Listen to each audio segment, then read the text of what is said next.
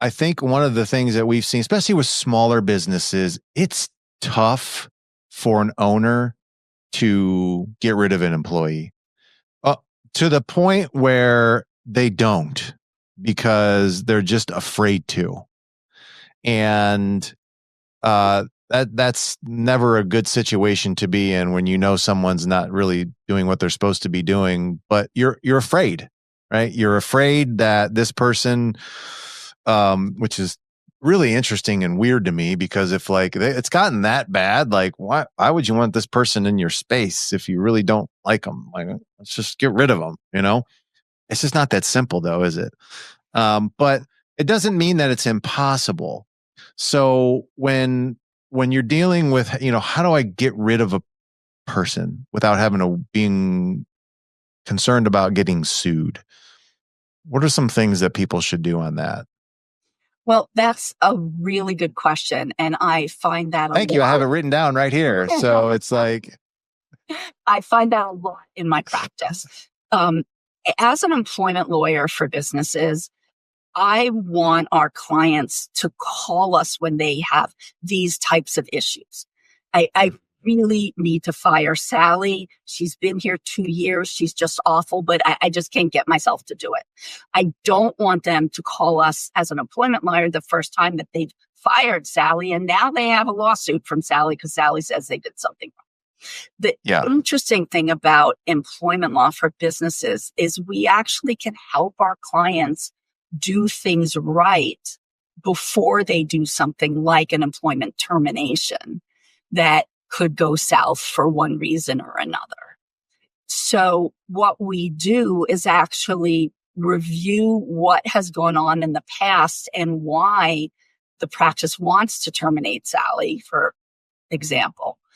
And if we get to that point where there's going to be a termination conversation, one of the services we provide is to draft talking points for the business owner, the office manager, whoever's going to have that conversation. And I say, here, this is what you need to say.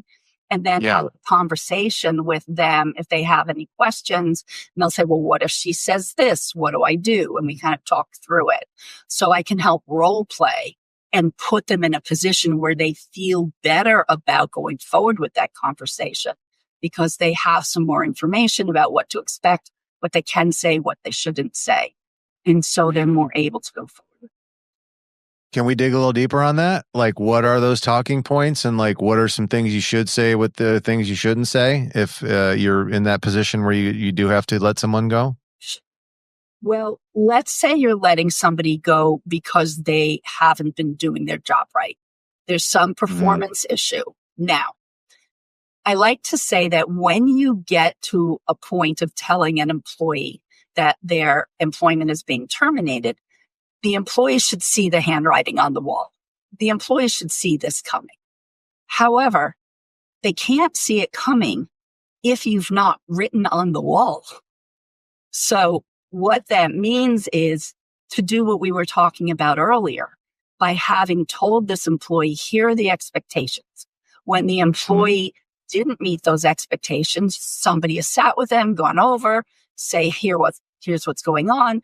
Is there some challenge you're having about meeting these, trying to figure out how to help the employee do their job?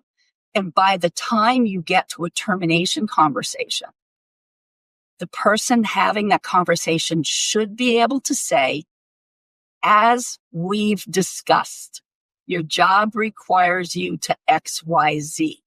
We've talked to you about it. We've given you chances.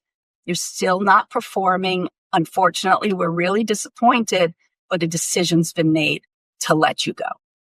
If you can't say that, if you can't say, as we've discussed, we've talked about this, then you're not ready to let them go because they're going to be surprised. Surprised employees usually sue.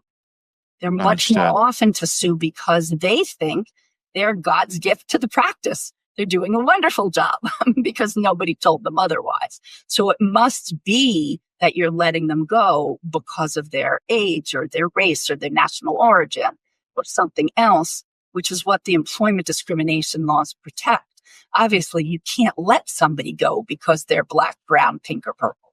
Right.